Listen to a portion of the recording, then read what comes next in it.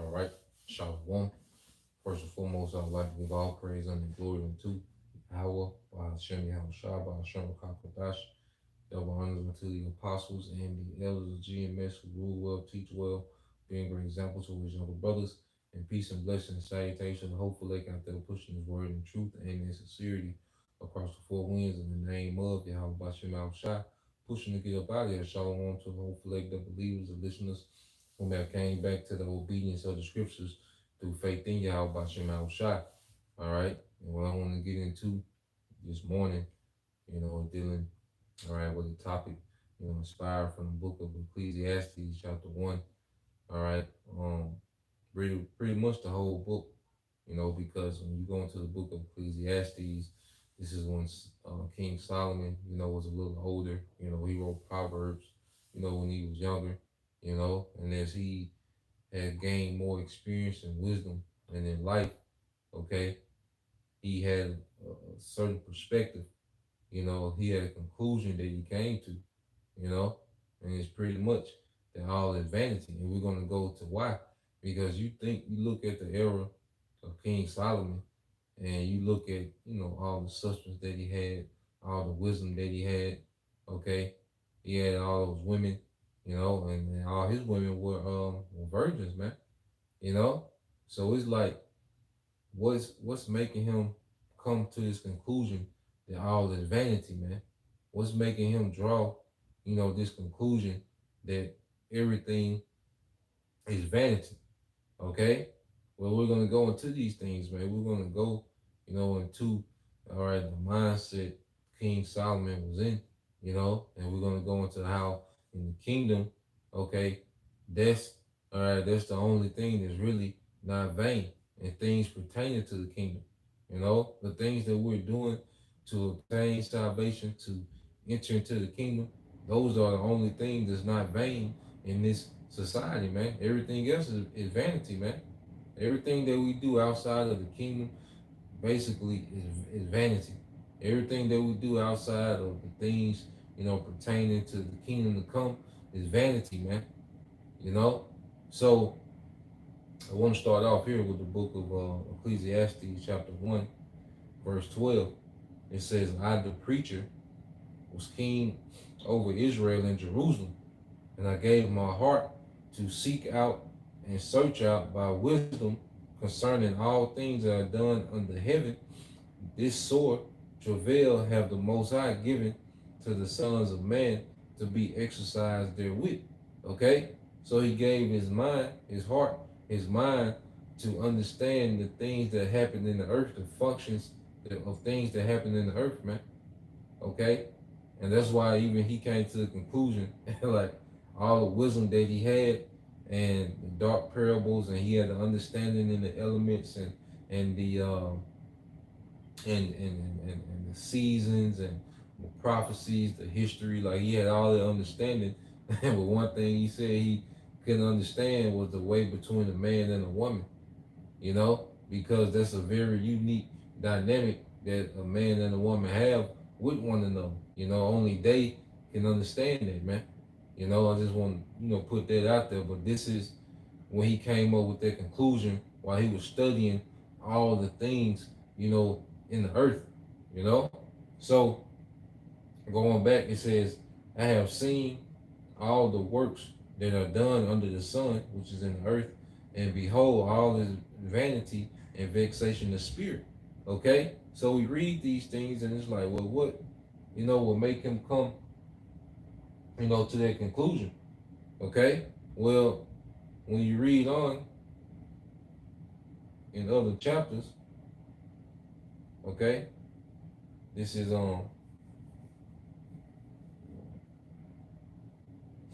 Ecclesiastes 6:12.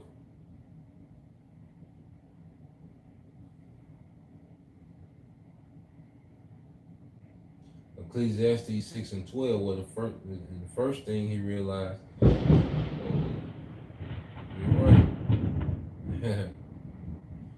It said the first thing he realized, go Ecclesiastes chapter 6, verse 12, it says, "For who knoweth what is good for man in this life? All the days of his vain life, which he spendeth as a shadow, who can tell a man what shall be after him under the sun?" Okay? So one of the things that he realized, he was like, basically, I'm gonna die. Like everything that I've labored for, you know, eventually I'm gonna have to pass it on to someone else, and I'm not gonna be here to oversee and make sure he does right by it. Okay? So one of the conclusions that he came to is that he didn't have immortality, man. Okay? So now let's go back to chapter 2. It's Ecclesiastes chapter 2, verse 18. It said, "Yeah, I hated all my labor which I had taken under the sun, because I shall leave it unto the man that shall be after me." So all the things that King Solomon had put in place, because he had the Israel economy on point. It says silver was as the stones, okay, which was abundance, and the cedar trees, which is a very valued wood, was as the sycamore tree, which is a very common wood. Okay, basically they're saying like $100 bills are like pennies during the time of King Solomon, man. For Israel, $100 bill was like pennies. That's the abundance that Israel had under King Solomon, because the systems, like even a lot of those marriages, when King Solomon was marrying the heathen women, which they was marriages built off servitude. There was a lesser wife than the Israelite woman. But a lot of those marriages was based on alliances, closing trade deals, with heathen nations.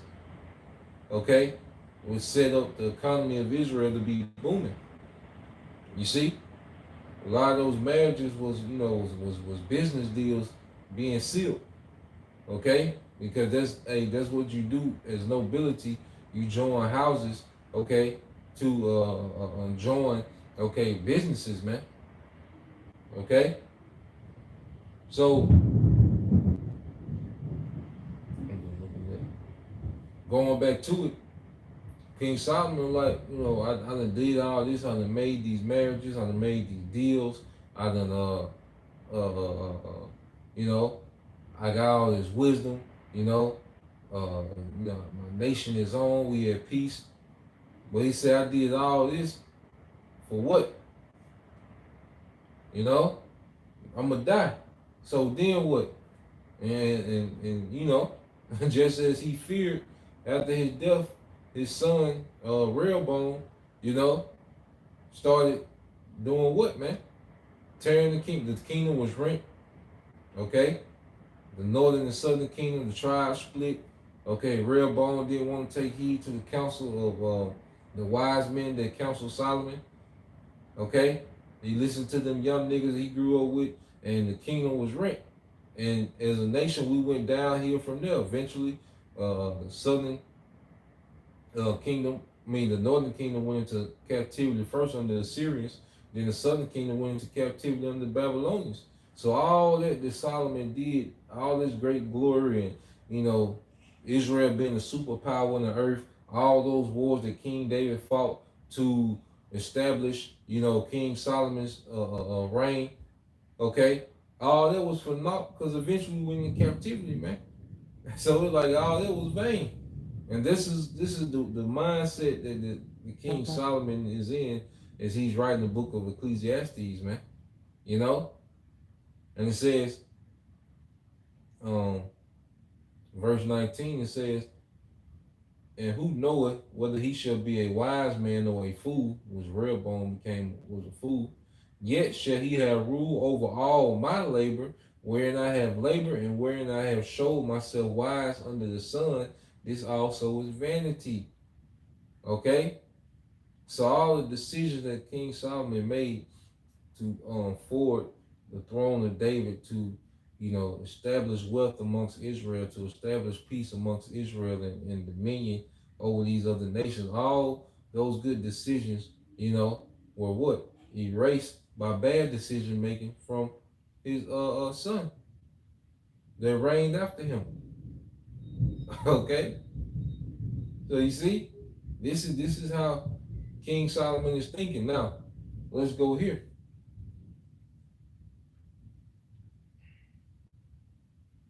There's Ecclesiastes 7.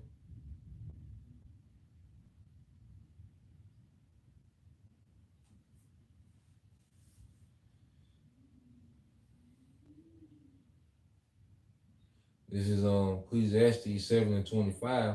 It says, I apply my heart to know and to search and to seek out wisdom and the reason of things and to know wickedness of folly, even of foolishness and madness. And see, that's why I say, like, as men, especially, as the Lord grooming us to be judges, you just kind of give your mind over to kind of analyze the functions of earth, the functions of society, man.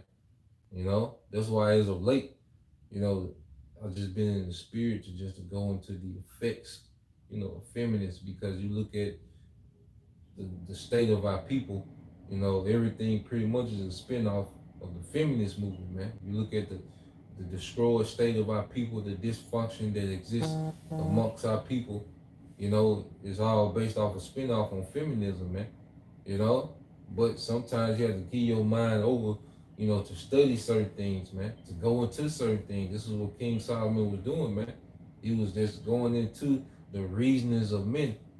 Like, why is this mindset dominating the earth? Why is this? Why is that? But this is what King Solomon was going into, just giving his mind over to understand the reasonings of men. Okay? And it says, and I found more bitter than death the woman whose heart is snares and nets, and her bands, all right, and her hands as bands, who pleases the Most High shall escape from her, but the sinner shall be taken by her. Yeah, man. So he has a mindset of like, damn, the woman is full of snares and nets, full of traps. You know, like the woman, like what, trying to figure out what she up to. You know, the woman, because the woman put on the act, disarm you, like she's really into you, but she's really got some other agenda. Like, he's seeing these things, man. He's hearing about these things. Okay? And he like come to the conclusion that damn, a woman pretty much all she thinks about is how to trap, how to manipulate, like how to, try to pretty much gain power, in every situation she in. Like, she's always scheming and plotting. Like, you really, what this bitch up to, man? That's the conclusion that the King Solomon came up to, man. But it say he that serve the Lord shall escape, from her, man. Okay? And that's why now we in a time to just lock into this, man. Like the spirit is shifting, man. It's like, really, whatever situation you in, man, that's just what it is, man, and just keep it moving, man. But especially now, because you gotta understand, as we've been in this truth, for, let's say you've been in the truth 2 years. Well, you're being conformed to your house shot, and those women of the world are becoming more wicked. You see? So the longer you're in the truth, the more we've been conformed to your house shot, the more wicked the women of this society are becoming. Now the Lord, he sets things up, he puts he gives because at the end of the day, every brother gonna have his proper gift in the Lord with the woman situation. Every brother gonna have their proper gift, man. Whatever situation it is, man. Okay? Or just speaking in the general terms of what's happening in real time, is that as we're conforming more to Yahushua, the women of this world are becoming more wicked, more perverse, and they're going after the beast, man. Okay? So that's why El Pastor Hart even said, like, look, if you ain't got a woman and don't search for one. If you got women and don't, you know, and just hey, whatever you got, we're in the time now. Like I say, to just pretty much lock in with what we got and keep it moving, man. You know? And the Lord gonna make moves how he gonna make moves. We can't control it. But our mindset should be geared towards this as men. Our mindset should be geared towards growing in wisdom, becoming a better teacher, man, becoming a better brother, you know, becoming, like I say, sharp in our skills, man, with this wisdom. You see? And it says, verse 27 says, behold, this have I found, said the preacher, counting one by one to find out the account. Which, so he's doing case study. He's going one by one. Okay, it means he did an individual study on particular people. Because when you got free time, you can do these things. Because as a king, you pretty much put systems in place and you oversee and you sign off on particular things, and then you will have, their leisure. Okay? So he's doing a case by case study, man. Like this man, okay, he's studying this man, how he moved. This woman, he's studying how she moved. He's doing case by case, you know? And he said, behold, this have I found, said the preacher, counting one by one to find out the account. All right, and you read in the NLT, this Ecclesiastes 7:27. This is my conclusion, said the teacher. I discovered this after looking at the matter from every possible angle. You see, his mind was given over to search these things out. Okay, verse 28. It said, which yet my soul seeketh, but I found not, but I find not. One man among 1,000 have I found, okay? But a woman among all these have I not found, okay? So out of 1,000 men, it took him doing case studies on 1,000 men to find one that was right, okay? And then all the case studies that he did on women, he didn't find one. You have to understand, like, you know, especially when you look at these movies, you see how, the maids and the servants, they be gossiping, you know, so things will get around, you will hear these little private talks and, different things. So you gotta understand, like, King Solomon had all this substance, he had all this wisdom, he had authority of the nation, but then he probably still heard one of his wives complaining about something. He not one, all his wives probably complained about something. You know, they found out one of his wives was, you know, secretly, looking at other men, other people in his courts, other men in his courts. Like, it's like, damn, I got all this, and motherfucker still got something to complain about. Still, has one is undisciplined. Still, secretly kind of admiring, checking out other men. He was searching these things out. So he like, God damn, like, this shit is vain. He looking at all around the glory and the splendor of a kingdom, and he looking at it like, this shit vain. So the two things that made him say all his vanity is he understood he didn't have immortality. Okay? So all the wise decisions that he made could be erased by a fool. Okay, that will inherit the throne. Okay? And then he realized that our people just ain't right. Okay, Israel as a whole is just not right, man. It's it's niggas and the women and the woman just ain't right, man. Like they're trying to please a woman like that, it always goes bad, man. Even in this society, you know, like Elder Apostle Bar, he just played a video. Well, he had did a response to a video. I think it's Brooklyn.com. I think his name Mike. But he went on a rant about men getting married. In this modern age, he was like, "That's the dumbest thing you can do," because he pretty much like the woman will never be satisfied. If you make 1 million a year, she wants you to make two. Okay, you can deal with her 2 times in one night. She gonna want five. You can take her to the most exclusive restaurant. Okay, she's gonna find something to complain about. Like it's like, God damn, King Solomon went through that. You like shit. You know, so he was like, man, this shit vain. So he understood he didn't have immortality. Okay, and then also dealing with the men, like the men, the King Solomon, put on. Remember, the economy was booming, so every man household was, was plush. Okay, and speak about how all the men, matter of fact, let me get that, because he only found one out of 1,000 men. So you had Jake unappreciative, complaining. You know, I know niggas, man. I know niggas was complaining.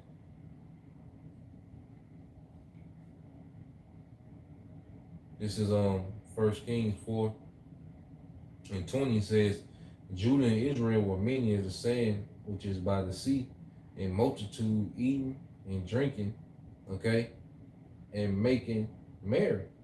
All right. So we go here to verse 25. It says, and Judah and Israel dwelt safely, every man under his vine and under his fig tree, from Dan even to Beersheba, all the days of Solomon. So here it is. Our people are in the festive spirit and eating and drinking, being in marriage. Okay, they have more than they ever had. They got more than enough abundance. Okay, they're in peace. No nation is trying to conquer them, take them into captivity.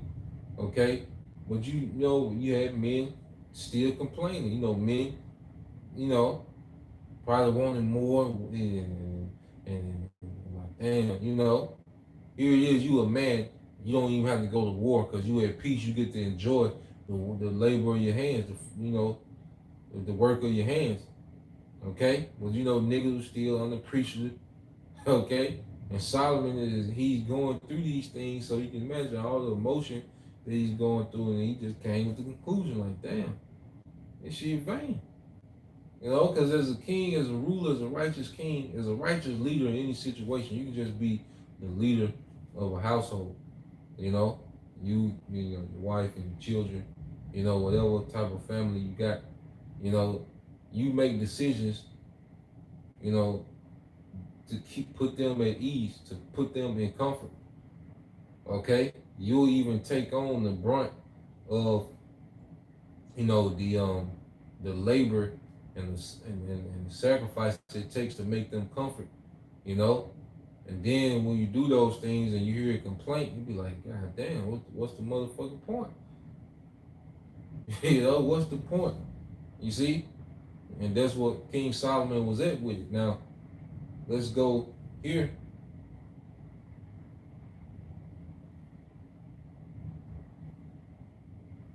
After all that, that's why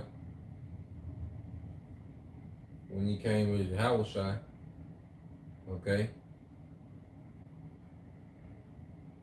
he understood that what immortality was on the table. You see, that's why he was always pushing what the kingdom to come. You see, he was always pushing the kingdom that was to come, which is going to be an eternal kingdom. This is Mark 1, And 14 says, now after that, John was in prison. Yahushua came into Galilee, preaching the gospel of the kingdom of the Most High, and saying the time is fulfilled, and the kingdom of the Most High is at hand. Repent ye and believe the gospel. Okay, repent ye and believe the gospel. You see the good news, and the main thing about the good news is immortality, man. Okay, because what would be the point of a temporal kingdom?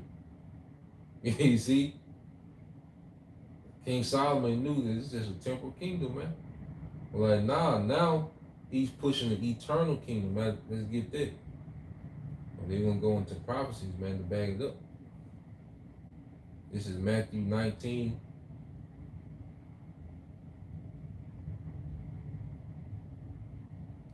And 27 said, then answered Peter and said unto him, behold, we have forsaken all and followed thee. What shall we have therefore? And Yahushua said unto them, verily I say unto you, that ye which have followed me in the regeneration when the Son of Man shall sit on the throne of his glory. Okay, so he's talking about what? The establishment of another kingdom. Okay, ye also shall sit upon 12 thrones, judging the 12 tribes of Israel, and every one that have forsaken houses, or brethren, or sisters, or father, or mother, or wife, or children, or lands for my name's sake, shall receive an hundredfold and shall inherit everlasting life. Okay, this kingdom comes with immortality, and that's why everything now is vanity, man. The only thing that's going to matter is whatever makes it to the kingdom, man. You see, that's the only thing that matters. So that's why, as men, we gotta gear our focus and our attention into things that's geared towards the kingdom, man. Okay? Because everything else is vanity, man. No matter how successful your business is, no matter how beautiful your yard is, and how many acres you got, like those don't matter. Okay, especially as we understand the destruction that's promised to come. What manner of person are you to be, seeing that all these things what shall be dissolved? Okay, everything here is vain. The cars, like this here, is vanity, man. Okay, a lot of these, relationships is vain. Okay, the only thing that's going to matter is what's going to be translated to the kingdom, man. And the only thing that's going to be translated is spirits, in particular spirits of the elect, man. Okay, the spirits of the elect, these bodies. Okay, it's good to, be in shape, to exercise and, to be healthy. Okay, but to try to be a bodybuilder, you know, like nah, man, it's vanity, man. You know, it's good to be, have a good diet because you take care of these vessels that the spirit is in, so you can get the most out of this spirit. So you take care of this vessel to the best of your ability, being disciplined with it, that's a great thing. But spending, just countless hours in the gym and trying to get, just crazy jack, you see, it's cool. If you can do it, it's cool. Ain't nothing wrong with it, but it's still vanity because even these bodies, all right, eventually, all right, gonna be, all right, done away with, man. Okay, this is the book of Matthew, yep, chapter 19, verse 29. Again, it says, everyone that have forsaken houses, or brethren, or sisters, or father, or mother, or wife, or children, or lands for my name's sake shall receive an hundredfold. Okay, and 100-fold is times 100, man. Okay, because we're not going to receive. Now, when it says mother and father, we're not going to receive 100 mothers and fathers. you know, nah, man. But those spirits are going to come back. You know, those will the 144,000. Those spirits are going to come back as our seed, man. Okay, and we're going to keep having seed. A little one shall become 1,000. A small one, a strong nation. Okay, lands, whatever piece, what we got here, guess what? The Lord gonna increase 100-fold, and He's gonna multiply that by 100-fold. And He's gonna multiply that by 100-fold, man. Okay? The authority that we got. That's why when you read the last one, it says verse 30, it'll say, but many that are first shall be last, and the last shall be first. Okay? So no matter how high you climb up as an Israelite within this society, okay, like the Jay-Z's and Mayweathers, guess what? They're still the tail of this society. Okay? Because there's people that have less money than them that have more power than them. There's Edomites that have less money than the Mayweather and the Jay-Z. Okay? Well, guess what? They got more power than them niggas, man. Alright? Because we the tail. Okay? So that's why there ain't no point of trying to climb up in this society because it's vanity, man. You still a nigga. Okay? But the Lord gonna come with a real promotion. And it's gonna be an eternal promotion, man. Let's get that.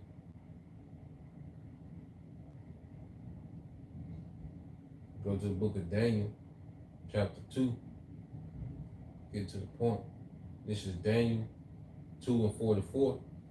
And it says, and in the days of these kings, and this is speaking of the feet of their statue, okay, which that those 10 toes going to NATO, EU, in America, which as Apostle Hart said, America is the unofficial leader, of NATO, okay?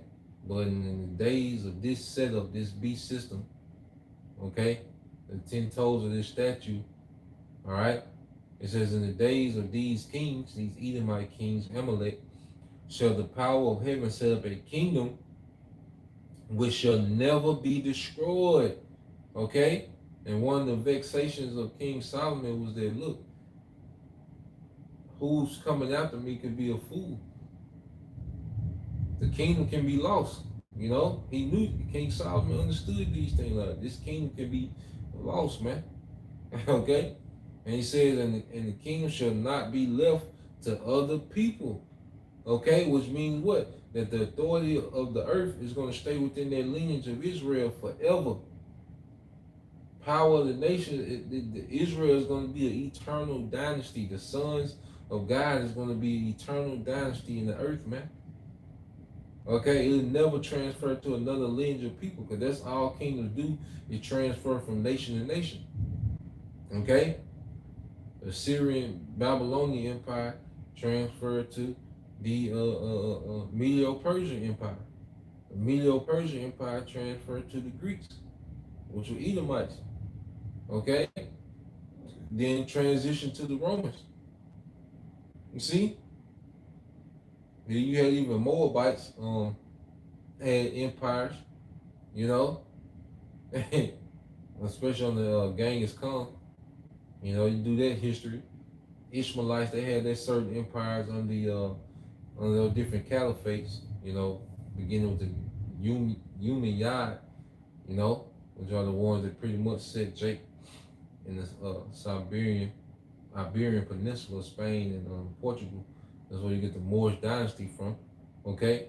But power and kingdoms are always translated from one nation of people to another nation of people, okay? But this time it's going to be translated to Israel, and it'll never be translated to another nation again, okay? That's why it says, verse 44, it says, in the days of these kings shall the power of heaven set up a kingdom which shall never be destroyed, and the kingdom shall not be left to other people, but it shall break in pieces and consume all these kingdoms, and it shall stand forever, an everlasting kingdom. Okay, it shall stand forever. Let's get that in Daniel 7 chapter. Okay, so no more worrying about, you can have a foolish son, they can ruin the kingdom. They can ruin, the dynasty, man. Okay, that's not a thought. There's not going to be a thought in the kingdom, because we're going to be immortal, man. We're always going to be there, man. And we all going to be righteous. We're going to get that as well. But let's get this in Daniel, the 7th chapter. Okay, verse 13. This is when Yahweh Shah was brought back, okay, to the Most High after the resurrection. You know, Daniel 7:13 says, and I saw in the night vision and beheld one like the Son of Man, which is Yahushua, came with the clouds, which is the chariots of heaven, and came to the Ancient of Days, which is the Most High, the Father. And they brought him near before him, and there was given him dominion and glory and a kingdom that all people, nations, and languages should serve him. His dominion is an everlasting dominion which shall not pass away, and his kingdom that which shall not be destroyed. Okay, and that's why it's emphasis on that everlasting kingdom. Okay, so now Yahweh Shah, what was he pushing? Repent. The kingdom of the Most High is at hand. He was preaching an everlasting kingdom. Okay, and you like, yeah, this the one. You see, this the kingdom. Okay, that's going to be established eternally. You know, and within that kingdom, all our people will be right. That's why you go here. That's why and he understood these things. Matter of fact, let's get this first. This is Matthew 26 and 26. It says, and as they were eating, Yahweh took bread and blessed it and brake it and gave it to the disciples and said, take, eat, this is my body. And he took the cup and gave thanks and gave it to them, saying, drink ye all of it, for this is my blood of the New Testament, which is shed for the many for the remission of sins. So Yahweh was what? He was establishing, all right, a new covenant through his death. His blood would, okay, lay down the groundwork for what? The new covenant. Okay?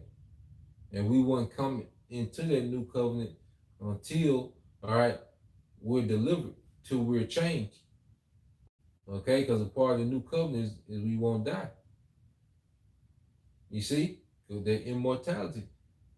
Okay? So when we inherit those new bodies, that's when we're coming to the new covenant. Yahweh had to establish that through death, though, man. Okay? And it'll be activated, you know, when we're changed. You see? So Yahweh understood his purpose was to establish immortality amongst his people, man. Okay? When you go to Hebrews 12,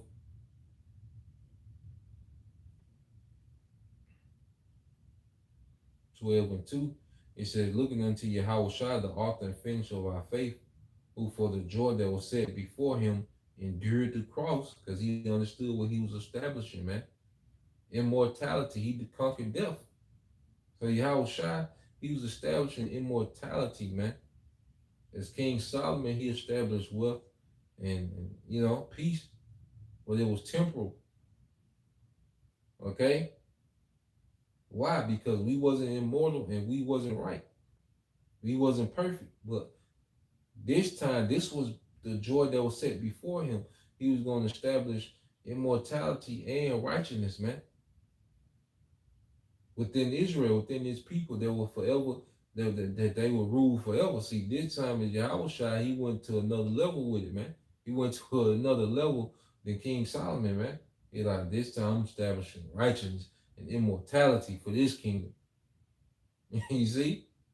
And it says, despising the shame, and it sat down at the right hand of the throne of the Most High. Yeah, he wasn't worried about the shame and the mockery, man, because he knew what he was establishing, man. And that as men, we have to have that understanding, like we understanding that what we're a part of, man, what we're helping to establish, you know, under Yahweh, man. The hell with the shame, the hell with being popular now and clout and chasing these things of now, man. It's this shit vanity, man.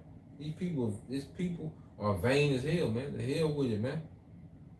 You know, we'll be the outcasts and the underdogs, and you know, we'll be all that, man. The bumps, you know, all the slander. Okay, we'll be that, man. But we understand what we're establishing, man. Okay. So going from there, let's get that in Hebrews 8. It says, but now hath he obtained a more excellent ministry, by how much more also he is the mediator of a better covenant.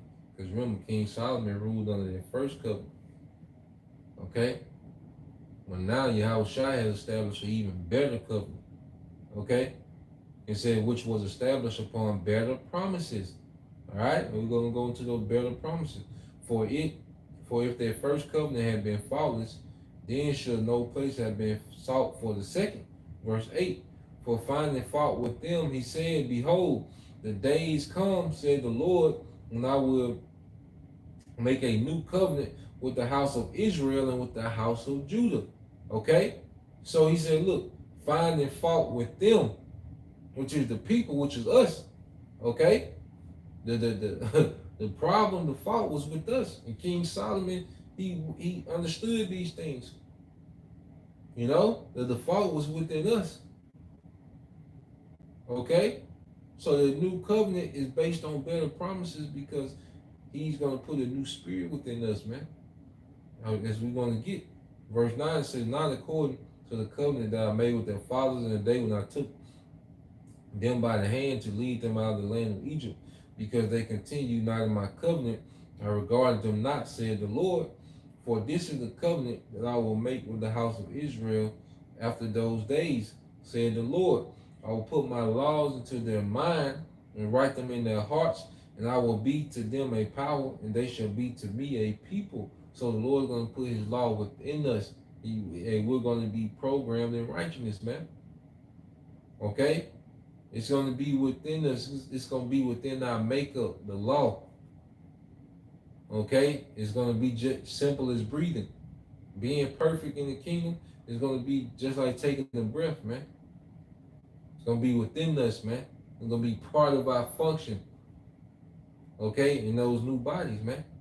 And it says, and they shall not teach every man his neighbor and every man his brother, saying, know the Lord, for all shall know me from the least to the greatest.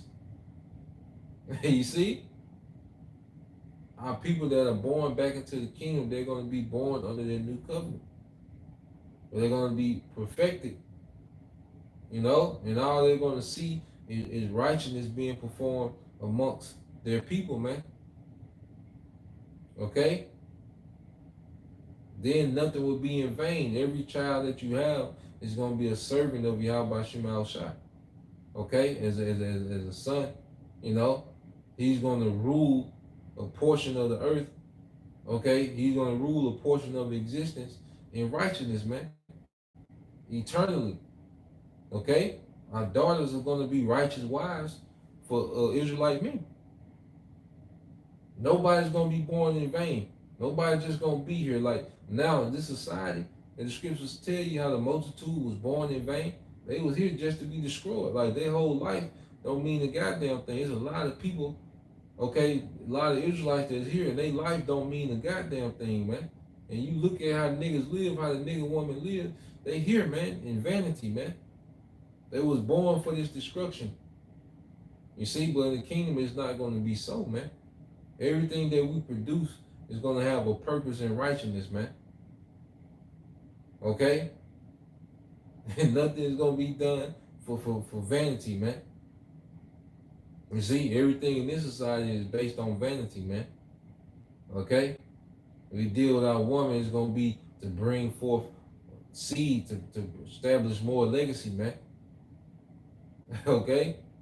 Everything is going to go back to a righteous purpose, man. And it's going to be eternally that way. Okay? Because we're going to be eternal. All right? So let's go from there.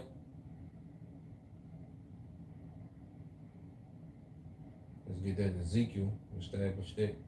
And we end in Isaiah.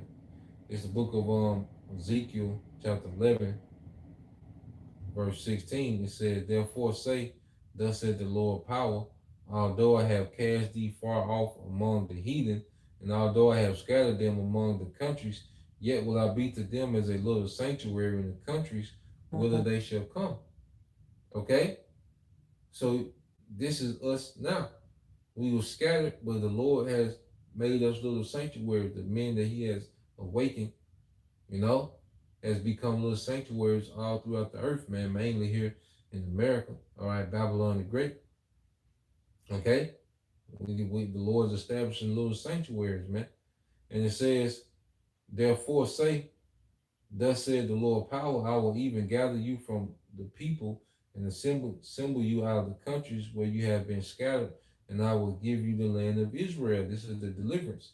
And they shall come thither, and they shall take away all the detestable things thereof, and all the abominations thereof from it. Oh, Salakia. And I will give them one heart, and will put a new spirit within you, and I will take the stony heart out of their flesh, and will give them a heart of flesh, that they may walk in my statutes and keep my ordinances and do them, and they shall be my people, and I will be their power. Okay? That's him. What? That's us being transformed into eternal righteous beings, man. Him putting his laws within us, a new spirit within us to only obey him. Okay? Because guess what? We've had experience in wickedness, man. We've gotten it, man. Okay? And hey, this is almost complete. Our crash course in wickedness within this captivity, man, is being, finalized, man. Okay? We're not gonna have any curiosity in wickedness, man. Matter of fact, we're gonna have we're developing a better understanding of why wickedness shouldn't be. Okay? Like we see the effects of removing the laws from the earth, man. Okay? And those laws are gonna be within us, man, to govern the earth in righteousness eternally. Okay? So let's go here to Isaiah. All right, 60. All right, Isaiah 60 and 18 said, violence shall no more be heard in thy land, wasting nor destruction within thy borders, but thou shalt call thy walls salvation and thy gates praise. Okay? As the curse is gonna be gone, man. The evil eye, the men have towards men, the woman have towards the man, the man has towards the woman, or the woman has evil eye towards her seed, all that's gonna be done away with, man. It says the sun shall be no more. I'm jumping to verse 20. Verse 21. Yeah, it says thy people also shall be all righteous. They shall inherit the land forever. The branch of my planting, the work of my hands, that it may be glorified. Okay? Thy people also shall be all righteous. You see? So remember, King Solomon did that case study and he found one man that was right amongst all those men and women that he did case studies on, man. Okay? So it's letting you know that now in the kingdom, all our people gonna be righteous, man. See, the kingdom is gonna fix everything, man. Okay, showing you that money, all right, is the solution. Righteousness is the solution. Immortality is the solution. Okay? The conquering of death. And in the kingdom, all this going to be solved, man. Okay?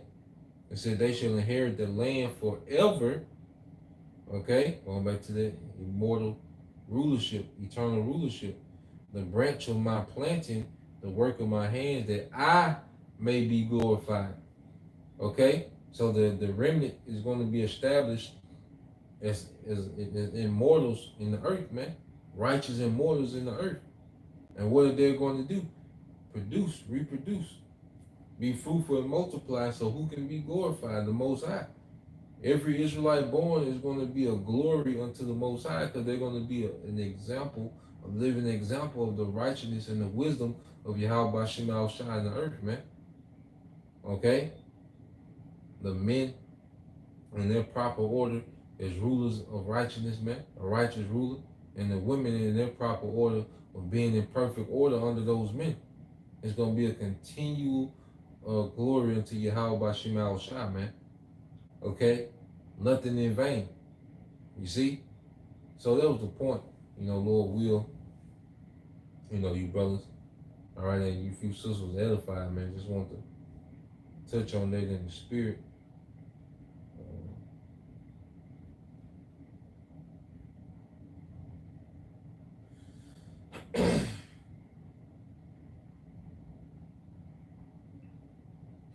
You know, so till next time, say Shalom, Going Yashala, Abba Babal, detail you soon, Shalom.